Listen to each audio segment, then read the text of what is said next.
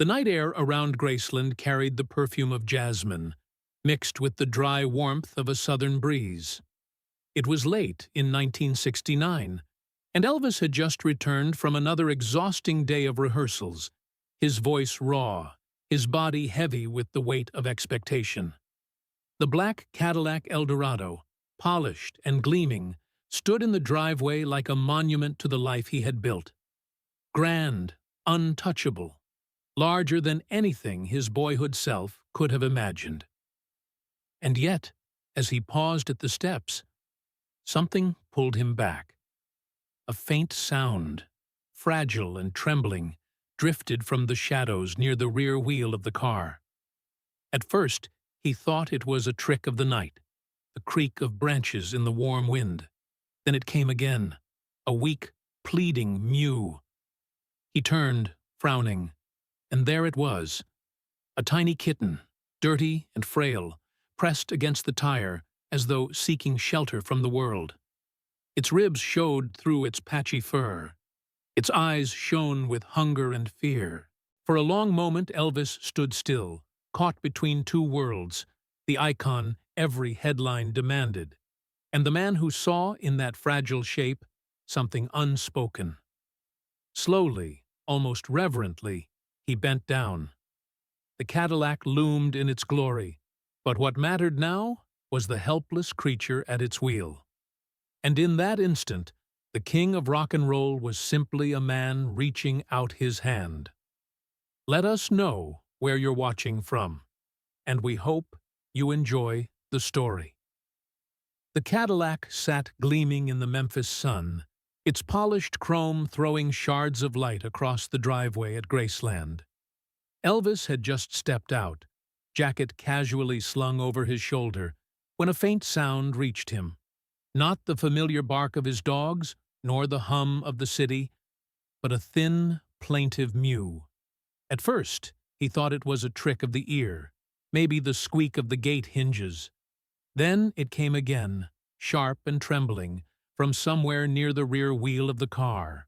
He bent down, careful not to brush his suit against the dust. And there it was, a small gray kitten, its fur matted in clumps, eyes wide with hunger and fright. It couldn't have been more than a few weeks old. The little thing wobbled as it tried to move, then collapsed against the warm tire, exhausted. Elvis froze for a second, surprised at his own reaction.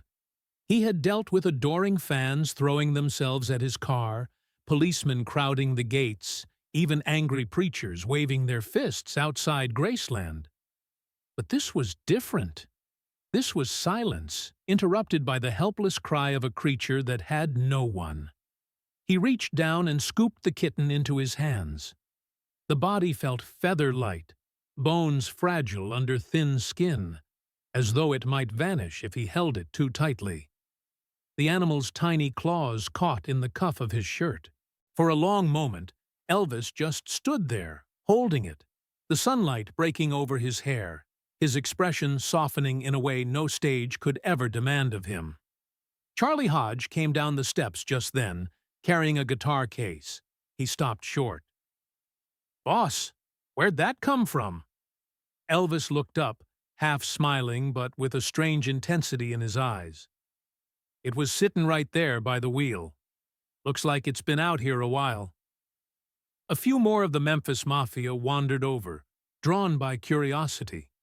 One of them, Red West, squinted at the animal and said, "Maybe we ought to call somebody, animal shelter or something. Let 'em take care of it proper." The suggestion hit a nerve. Elvis's jaw tightened. He stroked the kitten's back with his thumb, and the little body trembled, but did not pull away. "No," he said firmly. "This one stays. I'll take care of it." There was silence. They had seen him impulsive before, buying Cadillacs for strangers, giving away rings off his fingers. But this tone was different. Quiet. Unwavering. They followed him inside. The doors of Graceland swung open to the familiar blend of grandeur and odd comfort. Heavy drapes, muting the afternoon light, plush carpets swallowing every footstep, gold-framed mirrors reflecting a house that was half museum, half family home. Elvis carried the kitten through the music room, past the gleaming white grand piano, into the living area where the air smelled faintly of tobacco and leather. That's when the trouble began. Foxhue, his German shepherd, bounded forward with the authority of a guardian who had long since claimed this kingdom as his own. The dog's ears shot up, lips curling back in a growl that echoed against the marble tile. Elvis stopped in his tracks. "Easy, boy," he said softly, shifting the kitten higher against his chest. But Foxhue lunged closer, hackles raised, barking with a force that made the kitten claw at Elvis's shirt. For a few tense seconds, the entire room held its breath. One of the bodyguards stepped forward, ready to drag the dog away, but Elvis shot him a look, the kind that brooked no interference. He crouched down slightly, balancing authority and calm, and held the kitten so Foxhue could see it clearly.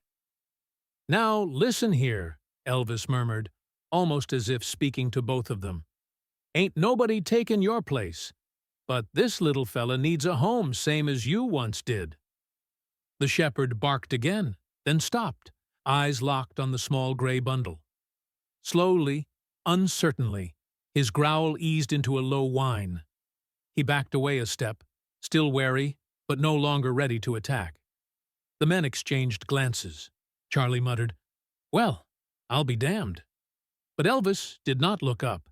His focus was on the kitten, which had buried its face against his chest, as if the beating of his heart was the safest rhythm it had ever known. That night, after dinner, he set up a small basket with a folded towel in one of the side rooms. He poured a saucer of milk, though it went mostly untouched.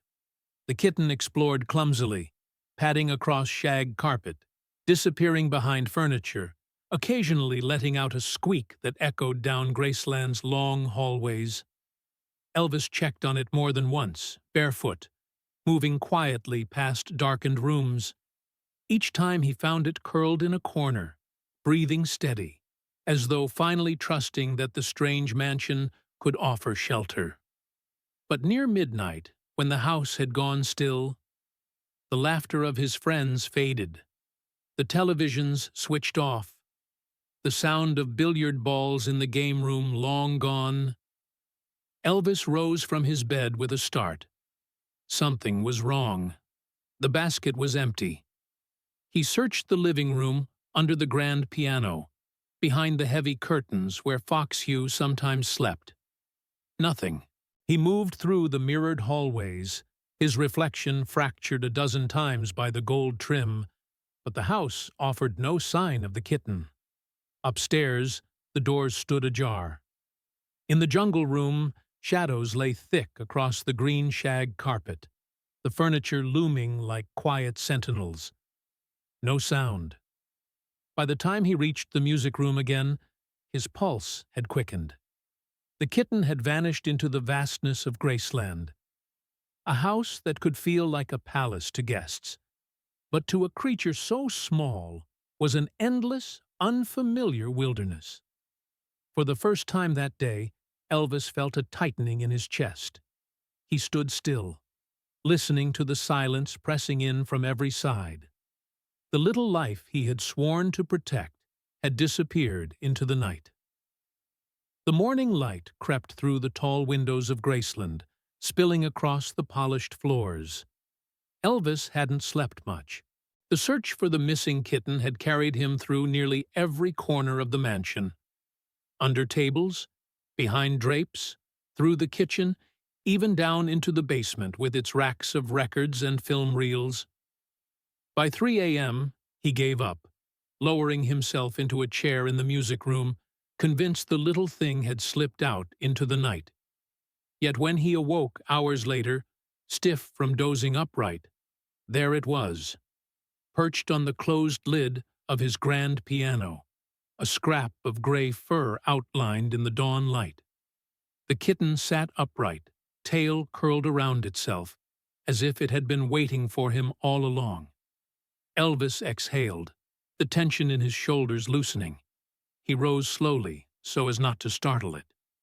"Well, look at you," he whispered, voice rough from sleep. "Found yourself the best seat in the house, didn't you?" He moved closer, and for reasons he couldn't explain, the sight pulled something from deep inside him.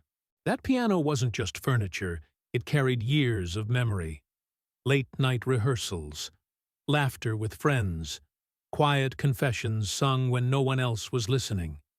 And now, this fragile creature had claimed it as a throne. He lowered the lid gently, lifted the kitten into his hands, and without thinking, sat down on the bench. His fingers drifted across the keys, pressing a soft chord, then another. It wasn't the showman's touch he used on stage. It was hesitant, almost private, like a man knocking on a familiar door after too long away. The kitten nestled against his arm, blinking slowly. Elvis let the sound swell around them, not caring that he was off-tempo or that the melody stumbled. It had been months since he played for himself rather than for an audience. Fame had turned music into a contract, a performance to satisfy others. But here, in the quiet of morning, it returned to what it had once been: prayer, comfort, release. He began to hum, his voice low and unpolished. A gospel tune his mother used to sing while cooking in their tiny Tupelo home rose from memory, carried by instinct rather than plan. Gladys Presley had always believed that kindness toward animals was a reflection of the soul. She used to shoo stray dogs into the yard, setting out scraps of food, insisting that no creature deserved to be left hungry. Elvis felt her presence in that moment, as if the kitten were her reminder, a nudge from the past. Behind him, a creak of the doorway. He turned slightly. Joe Esposito stood there, arms folded, watching quietly. Joe had seen Elvis on stages across the world, had heard the roar of arenas. But this was different. A man alone with a piano and a tiny listener who asked for nothing. Joe said nothing, only nodded once before stepping back into the hall. Later that day, whispers spread among the inner circle. Charlie told Red what he had seen, and Red muttered, "Wish the fans could have seen that. That's the real Elvis." The remark drifted further, as things always did. By evening, one of the Memphis reporters phoned Graceland, fishing for a story. "We heard the King's got himself a new companion," the man said slickly. "A little stray, is that true?" Elvis, sitting nearby, overheard. His head snapped up, eyes narrowing. He had no intention of turning this into a headline. The kitten was not a gimmick, not another glittering trinket for publicity. It was his, and more than that, it was a piece of his private self he wasn't ready to share. Yet the thought of journalists turning it into spectacle made his stomach tighten. That night, during dinner with the guys, the tension showed. Someone joked about printing Elvis and his cat on T-shirts, and though the room laughed, Elvis slammed his fork down harder than he meant to. The clatter silenced everyone. "This ain't funny," he said quietly, but his tone cut through the noise like glass. "I don't want papers making a circus out of this. It's not for them." The men exchanged uneasy glances. They had seen him protective of his privacy before, but rarely with such sharpness. He pushed his plate away, rose from the table, and disappeared into the hallway, Kitten curled in the crook of his arm. Upstairs in his bedroom, he placed it gently on the bedspread, watching as it pawed the quilt, exploring as if the room belonged to it. He sat on the edge, hands clasped, his mind pulling in two directions. On one side, the world outside. Tabloids, promoters, managers, all hungry for the next spectacle. On the other, the simple presence of a creature that asked nothing of him but warmth. The laughter from downstairs drifted faintly through the walls. But Elvis didn't join in. He stayed there, silent, watching the kitten curl into a ball. For the first time in a long while, he felt the weight of fame pressing against the fragile edges of his private life, and wondered how long he could keep those worlds from colliding. The streets of Memphis shimmered in late summer heat, a kind of wavering haze that made even familiar blocks look dreamlike. Inside American Sound Studio, the air buzzed with cigarette smoke and the faint metallic rattle of amplifiers being tuned. Elvis had been spending long hours there, working with musicians who knew him not as a myth, but as a restless man trying to capture something genuine again. That morning, however, he arrived carrying more than his guitar case. Tucked against his chest, wrapped loosely in a soft towel, was the gray kitten. The guys at the studio glanced up, startled. Chips Moman, already behind the mixing board, blinked in disbelief. "Elvis," he said slowly, "you bring in pets to work now?" The remark hung in the air, half teasing, half serious, but Elvis didn't flinch. He set the kitten down gently on a stool near the piano, its tiny claws clicking faintly against the leather seat. "Couldn't leave him behind," Elvis replied, matter of fact, as though there were no question about it. Within minutes the word spread outside. Fans had been gathering more often around the studio since his sessions began, mostly young women in sundresses, sometimes whole families with children clutching autograph books. When one of them spotted the kitten through the open door, a wave of excitement rippled down the block. "Elvis brought a cat!" someone shouted, and laughter followed. By noon, the sidewalk was jammed. Mothers lifted their kids on shoulders to glimpse inside, and teenagers pressed closer, their faces flushed with expectation. Security struggled to keep order, though the crowd wasn't hostile. It was simply energized, as if this unexpected detail made their idol seem human in a way no gold record ever could. Inside, Elvis tried to keep the session moving. He stood at the microphone, headphones crooked around one ear, swaying lightly to the rhythm. But when a sudden squeal of delight from outside pierced the walls, he paused, half smiling, shaking his head. He turned to the kitten, which had wandered onto the keys of the piano. A curious paw struck a note, a high, bell-like tone that startled the room into laughter. "Guess we got ourselves a new player," Elvis said, voice warm. The band chuckled. Even Chips, usually stern, allowed himself a grin. The tension that often hung in the studio, deadlines, expectations, record executives hovering, eased in that instant. But moments later, chaos returned. The kitten leapt higher, landing square on the keyboard, sending a discordant crash reverberating through the speakers. One of the backup singers gasped. Elvis froze, then threw his head back and laughed, a deep, unguarded sound that filled the space more completely than any amplifier could. For a fleeting second, he wasn't the king of rock and roll.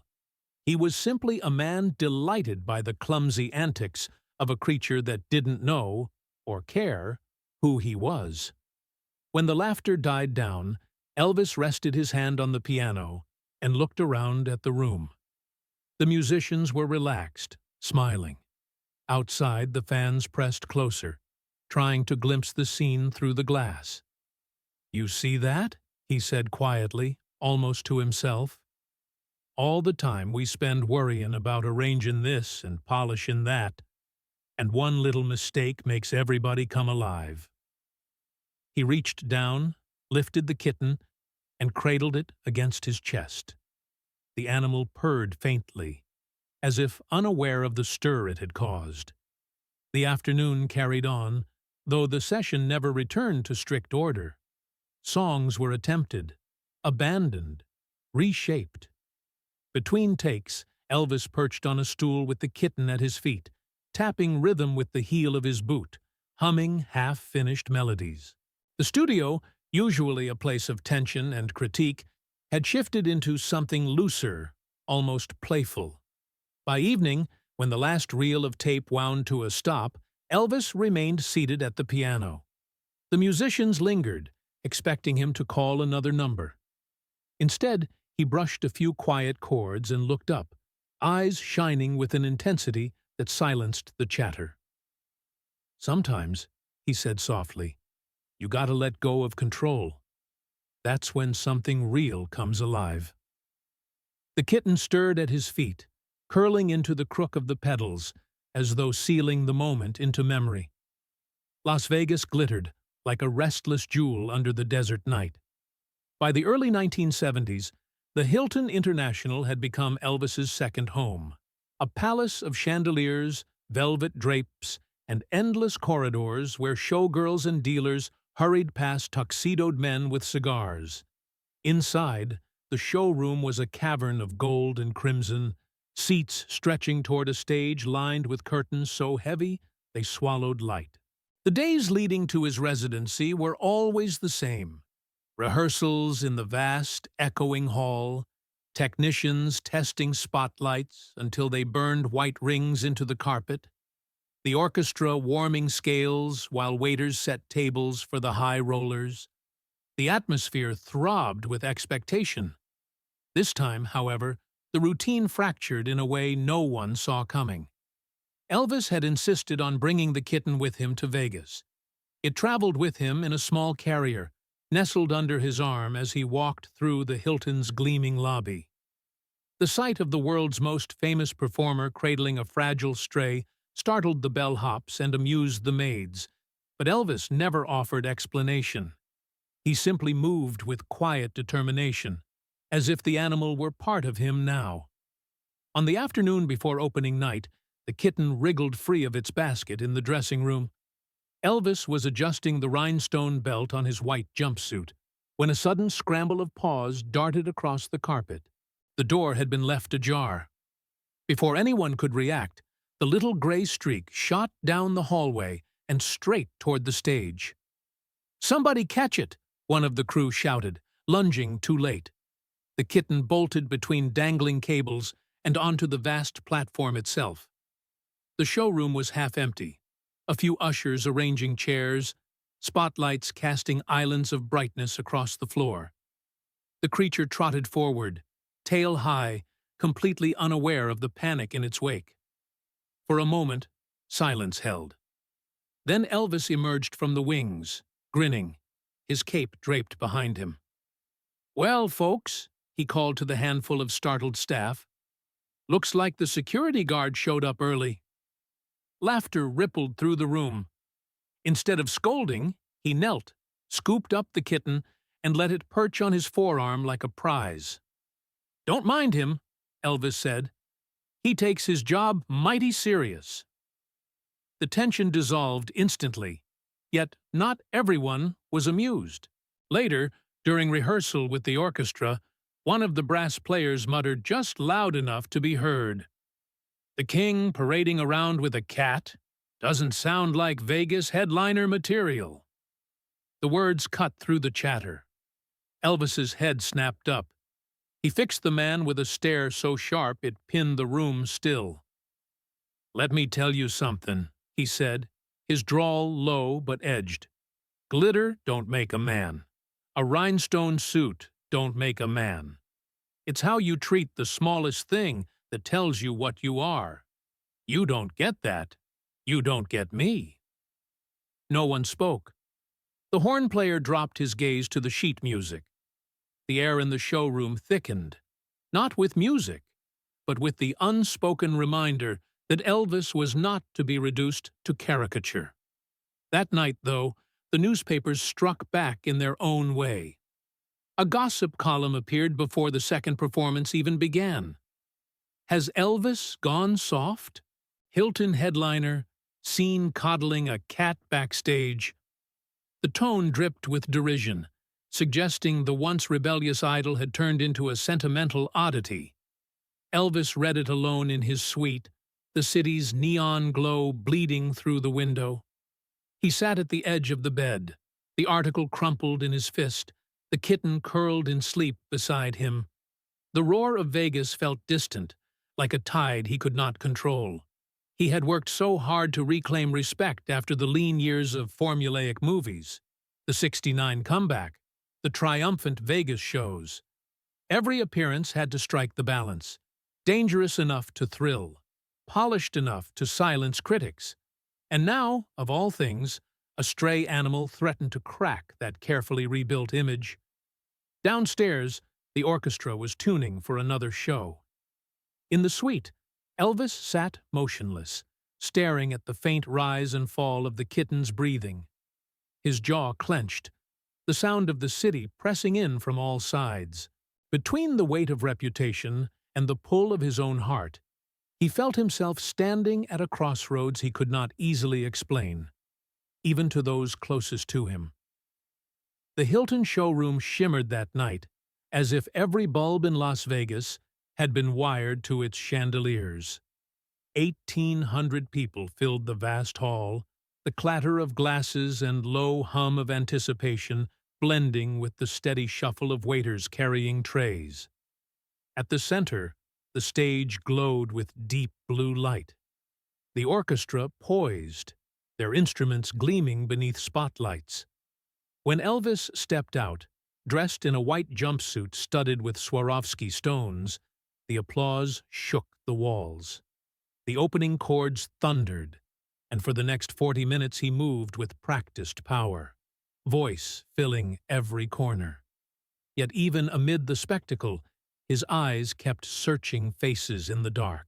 He had long since learned that what kept a performance alive wasn't perfection, but connection. That flash of recognition between singer and listener. Halfway through the set, he saw it. In the front rows, a boy no older than 8 sat perched on his chair, clinging to a small stuffed kitten. Its stitched smile and worn fabric stood out in the sea of sequins and cocktail dresses. The child held it aloft like a torch, his small fingers wrapped tightly as if afraid to drop it. Elvis faltered for a beat. The band played on, but his gaze lingered. Something about that sight, the innocence, the echo of his own stray back at Graceland, pulled him out of routine. When the song ended, he didn't launch into the next number. Instead, he lowered the microphone slightly and let the silence settle. "You know," he said, pointing gently toward the boy, "I've got one of those myself. Not the toy, the real thing. Little rascal showed up at my place not long ago, sittin' by my car like he owned it." Laughter rippled through the hall, surprised but warm. Elvis smiled, the words tumbling out unplanned. "I tried to send him on his way, but he just looked at me, like saying, 'You ain't leaving me behind.' So I kept him. Truth is, he's keeping me." The audience chuckled, then fell strangely quiet, listening. For a moment, the glamour of Vegas dissolved. There was just a man telling a story about an ordinary act of kindness. Elvis continued, softer now. "Funny thing is, that little creature don't care about lights or jumpsuits, or who's sittin' in the crowd. He just wants to be near. Reminds me what matters." Applause broke out, spontaneous and genuine, spreading like fire through the hall. People rose from their seats, not because of a high note or a dramatic pose, but because they felt something true. The show carried on, but the energy had shifted. Every song after seemed less like performance and more like conversation. By the finale, when Elvis bowed, the ovation shook the chandeliers. He left the stage flushed, not from exertion, but from the strange certainty that something small had broken through the layers of expectation. Backstage, the corridor buzzed with activity. Musicians packed instruments, stagehands coiled cables, casino executives congratulated one another on another profitable night. Elvis moved through the crowd with polite nods until a woman stepped into his path. She clutched a folded letter, her hands trembling. "Mr. Presley," she said, her voice wavering, Please, just a moment." Her eyes shone with exhaustion and hope all at once. Elvis hesitated, then took the envelope. The paper was worn soft, as though handled many times. He opened it, scanning quickly. Inside was a message from her son, written in a shaky child's scrawl, but carefully preserved by the mother's hand. The boy was gravely ill, confined to a hospital bed, yet had written that his dream was to meet Elvis someday. "He loves cats," the mother whispered, tears sliding down her cheeks. "He has one of his own, and tonight, when you spoke about yours, it felt like a sign. He wanted me to give you this." Elvis folded the letter slowly, his throat tight. Around him, the bustle of the backstage world carried on. Laughter, clinking glasses, stagehands calling to each other, but it all receded into a dull blur. He placed a hand on the woman's shoulder, steadying her. "Tell your boy," he began, then stopped, emotion catching in his chest. He tried again, softer. "Tell him I'll come by. Not for the papers, not for a show, just for him." The woman stared, stunned, then nodded quickly, clutching his hand. When she disappeared into the crowd, Elvis remained still, the letter pressed against his palm. For the first time in a long while, he felt the weight of his role beyond the stage. Not as an entertainer, not as a headline, but as someone whose smallest gestures could ripple far beyond the walls of a showroom. That night in his suite, the kitten curled on the arm of his chair while he reread the letter. Outside, neon flickered across the desert skyline, promising glamour and endless distraction. But Elvis barely noticed. In the quiet, he realized the stray he had taken in was more than company. It had become a symbol, a reminder that fame meant little compared to the power of simple compassion. And now, he wondered, perhaps it was time to share that compassion beyond the gates of Graceland. The following week, Elvis slipped into a world far removed from chandeliers and neon. The hospital on the outskirts of Memphis smelled of antiseptic and floor wax, its linoleum corridors humming with fluorescent lights. No red carpets lined these halls, only scuffed baseboards and faded posters urging visitors to wash their hands. He arrived unannounced, wearing a simple jacket and dark glasses, carrying a small bundle wrapped in a blanket.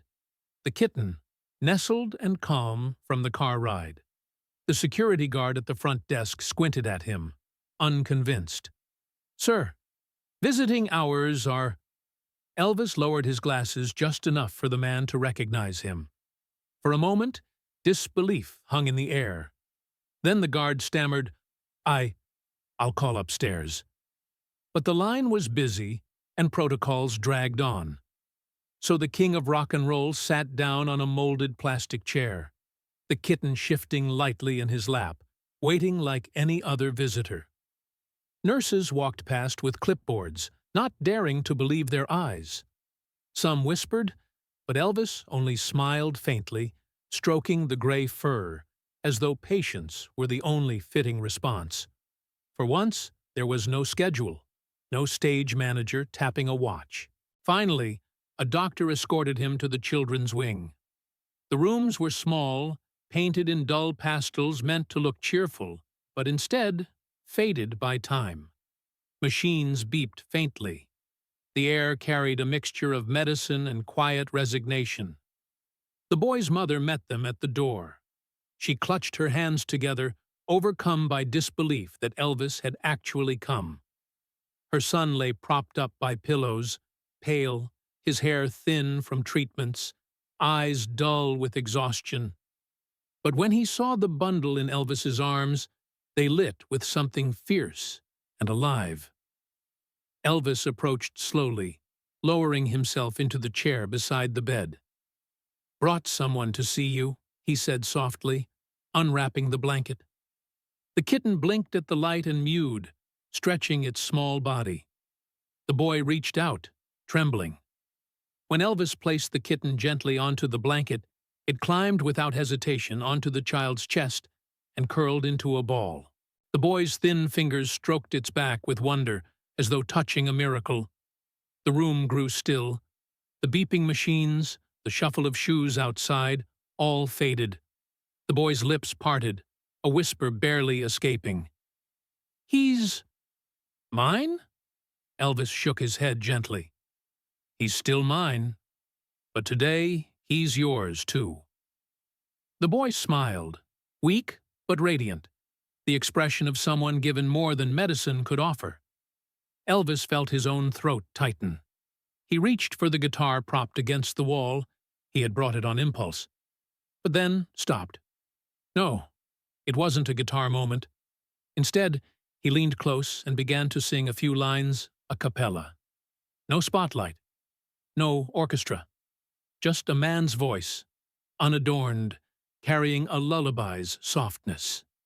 The tune was simple, drawn from old gospel, each note settling into the silence like balm.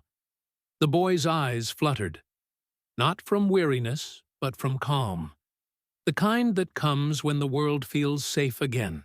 When the song ended, the nurse standing quietly in the corner dabbed her eyes with a sleeve.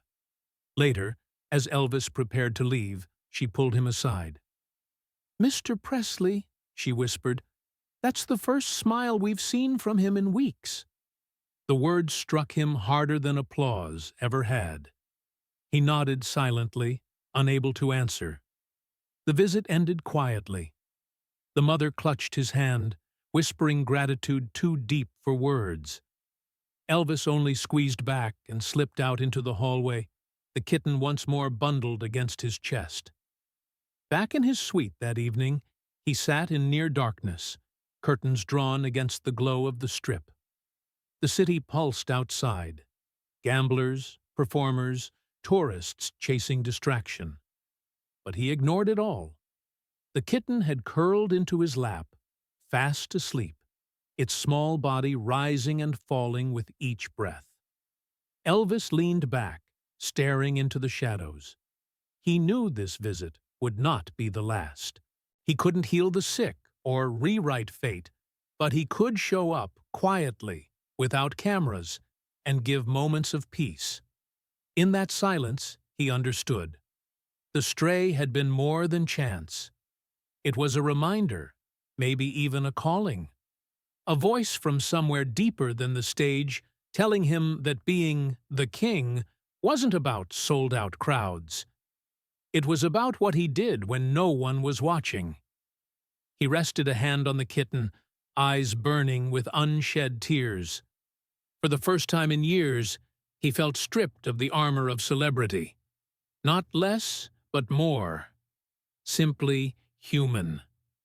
Winter crept across Tennessee with its brittle air and long shadows. Weeks had passed since Elvis's quiet hospital visit, but the memory lingered with a clarity stronger than any stage spotlight.